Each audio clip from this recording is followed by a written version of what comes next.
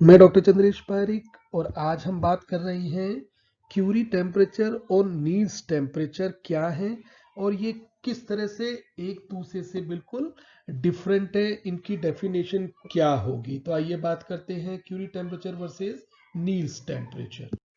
लेकिन नील्स एवं Curie temperature के बारे में जानकारी प्राप्त करनी है ना, इसका कुछ आइडिया हमने हमारे प्रीवियस वीडियो में लिया था, लेकिन हम थोड़ी सी वापस से बात करना चाहेंगे डायमैग्नेटिक, पैरामैग्नेटिक एवं फेरोमैग्नेटिक यानी कि अनुचुंबकीय, प्रतिचुंबकीय, लोह चुंबकीय सब्सटेंस और इनकी मैग्नेटिक सक्सेप्टिबिलिटी को।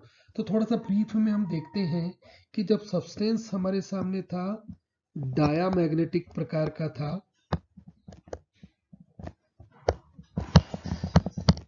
तो ऐसे सब्सटेंस के लिए यानी कि ये किस तरह के सब्सटेंस है, प्रतिचुंबकीय प्रकार की हैं। तो प्रतिचुंबकीय में हमने पहले ही बात कही थी कि जो मैग्नेटिक सक्सेप्टिबिलिटी है ना, या मोलर सक्सेप्टिबिलिटी, वो हमेशा नेगेटिव होती है, 0 से कम होगी और -1 से हमेशा ज्यादा होगी। तो ये होता है डायामैग्नेटिक सब्सटेंस के लिए। लेकिन अगर हम बात करें पैरामैग्नेटिक सब्सटेंस के लिए, तो पैरामैग्नेटिक सब्सटेंस की जो मैग्नेटिक सक्सेप्टिबिलिटी होती है ना, वो हमेशा पॉजिटिव होगी, या हम यूं कह सकते हैं डायमैग्नेटिक के लिए हमेशा मैग्नेटिक सक्सेप्टिबिलिटी नेगेटिव होती है और बाकी सभी के लिए मैग्नेटिक सक्सेप्टिबिलिटी पॉजिटिव होगी, कुछ वेरिएशन के साथ में। जैसे पैरामैग्नेटिक की बात हम करें तो हम कहेंगे कि वो 1 से बहुत कम लेकिन 0 से ज्यादा होती है। तो यहाँ हमने कहा नेगेटिव, यहां हम कहेंगे कि ये है पॉजिटिव, ठीक है। लेकिन अगर बात करें फेरोमैग्नेटिक की, तो फेरोमैग्नेटिक सब्सटेंस में क्या होगा कि वहां पर अब थोड़ा सा चेंज है। हम वहां पर एक ही बात कहते हैं, हम कहते हैं कि magnetic susceptibility is much much greater than 1, यानी कि 1 से तो वो होगी तो पॉजिटिव, लेकिन क्या होगी, 1 से उसकी वैल्यू बहुत ज्यादा होगी। पैरामैग्नेटिकली हमने कहा मैग्नेटिक सक्सेप्टिबिलिटी 1 से कम है, पॉजिटिव है, 0 से ज्यादा है। लेकिन फेरोमैग्नेटिक की पॉजिटिव तो है ही, लेकिन उसकी जो वैल्यू है ना वो 1 से बहुत ज्यादा होती है। तो ये जो थी, ये इन तीनों प्रकार के मटेरियल्स की, डायमैग्नेटिक, पैरामैग्नेटिक और फेरोमैग्नेटिक सब्सटेंसेस के लिए मैग्नेटिक सक्सेप्टिबिलिटी में चेंज की बात थी। जब हमने टेम्परेचर की बात की थी ना, तो टेम्परेचर के समय में हमने ये वाला डायग्राम देखा था। अब हम थोड़ा इससे बात करेंगे नील्स और क्यूरी टेम्परेचर की, कि अगर हमें इसे डिफाइन करना पड़े, क्योंकि 1 नंबर और 2 नंबर के क्वेश्चंस नील्स और क्यूरी टेम्परेचर के ऊपर बहुत आयत में पूछे जाते हैं। इसी यही वजह है कि हमने इसके वीडियो को ही अलग से लिया है। तो सबसे पहले देखिएगा इन तीनों के टेम्परेचर में डिपेंडेंस क्या हुआ। जैसे पैरामैग्नेटिक को सबसे पहले लेना हमें हमें अगर पैरामैग्नेटिक को लेना है तो हम यहाँ आ गए, तो हम क्या कहेंगे, पैरामैग्नेटिक के लिए मैग्नेटिक सब्सेप्टिबिलिटी इनवर्स टू टी होगी, यानी कि जैसे जैसे टेम्परेचर बढ़ेगा मैग्नेटिक सक्सेप्टिबिलिटी कम होती जाएगी, लेकिन वो कभी भी एक्स एक्सिस के ऊपर नहीं मिलती है, वो कहीं ना कहीं हाइपरबोला का शेप ले लेती है। तो ये था पैरामैग्नेटिक का।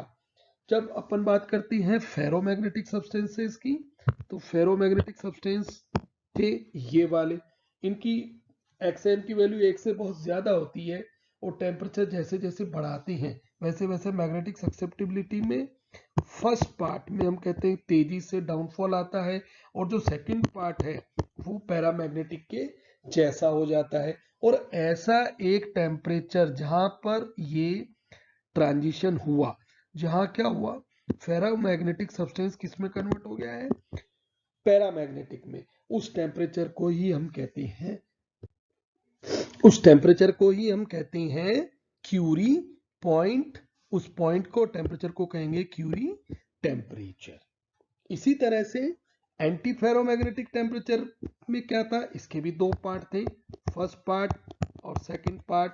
लेकिन क्या हुआ, फर्स्ट पार्ट में क्या हो रहा है, X N becomes directly proportional to temperature, यानी कि टेम्परेचर जैसे जैसे बढ़ाते जाते हैं एंटी फेरोमैग्नेटिक सब्सटेंस की जो सक्सेप्टिबिलिटी है, जो मोलर सक्सेप्टिबिलिटी है, वो लगातार बढ़ती जाती है।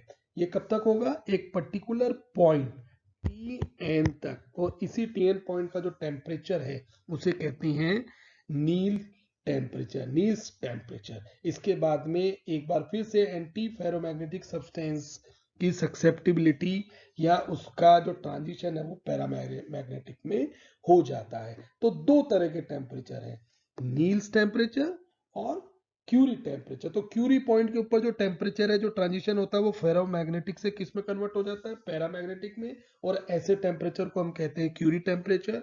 लेकिन जो Tn पॉइंट है, जिसे नील्स पॉइंट कहते हैं, एंटी फेरोमैग्नेटिक सब्सटेंस के लिए जो ट्रांजिशन एंटी फेरोमैग्नेटिज्म से कन्वर्ट हो जाता है पैरामैग्नेटिज्म की तरफ, उस टेम्परेचर को कहते हैं नील्स टेम्परेचर। अब अगर की डिफरेंस की बात की जाए तो हम बात करते हैं क्यूरी टेम्परेचर Tc और नील टेम्परेचर Tn की। तो इनके बीच का जो की डिफरेंस है वो क्या है? देखिए, Tc Tn, Tc Tn, वो क्या है कि Curie temperature is the temperature at which certain materials loss their permanent magnetic property, यानी कि ऐसा टेम्परेचर जहां पर कौन से सब्सटेंस हम कहते हैं, जिसमें जो सब्सटेंस है, जो मटेरियल है, उनकी जो परमानेंट मैग्नेटिक प्रॉपर्टी है वो क्या हो जाती है? वो समाप्त हो जाती है फेरोमैग्नेटिक के लिए। तो ऐसे टेम्परेचर को अपन कहते हैं क्यूरी टेम्परेचर।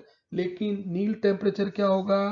अबोव विच, जिसके ऊपर दोनों ही टेम्परेचर अबोव विच ही होते हैं, दोनों में जो ट्रांजिशन होगा वो अबोव विच होगा, यानी कि उसके ऊपर होगा। और ये बहुत उच्चतम तापमान के ऊपर होते हैं, यानी कि Tc और Tn जो होते हैं ना, ये टेम्परेचर बहुत हायर होते हैं। तो नील टेम्परेचर किसे कहेंगे? Is the temperature above which certain anti ferromagnetic material becomes paramagnetic. अब हमें एक बात को तो ध्यान रखना ही होगा कि जब मैं नील टेम्परेचर की बात करता हूं तो मटेरियल कौन से होंगे? एंटी फेरोमैग्नेटिक होंगे। और फेरोमैग्नेटिक के लिए हम फेरो के लिए और फेरी के लिए हम किसकी बात करेंगे? क्यूरी टेम्परेचर की बात करेंगे।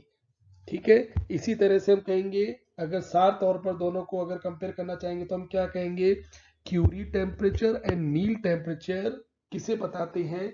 Magnetic property of certain substance को बताते हैं। Moreover, it is important to note that these values with high temperature, these are values with high temperature, Tc और Tn का मान बहुत उच्चतम तापमान के ऊपर होता है और ये ट्रांजिशंस को शो करते हैं।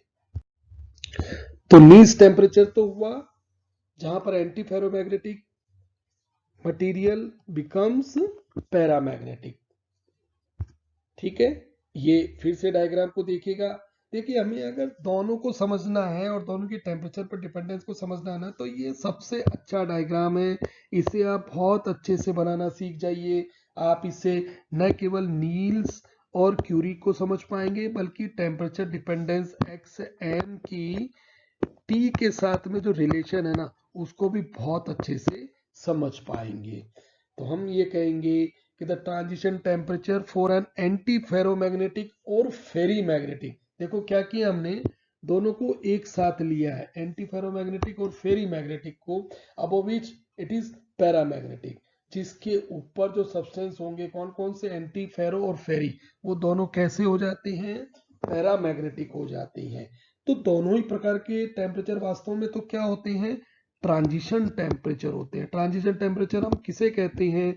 जो कि एक को दूसरे के ऊपर ट्रांजिट करवा दे, यानी कि जिनकी अवस्था का परिवर्तन कर दे। अवस्था परिवर्तन कैसे हुआ कि एंटी फेरोमैग्नेटिक या फेरी मैग्नेटिक किस में कन्वर्ट हो गया?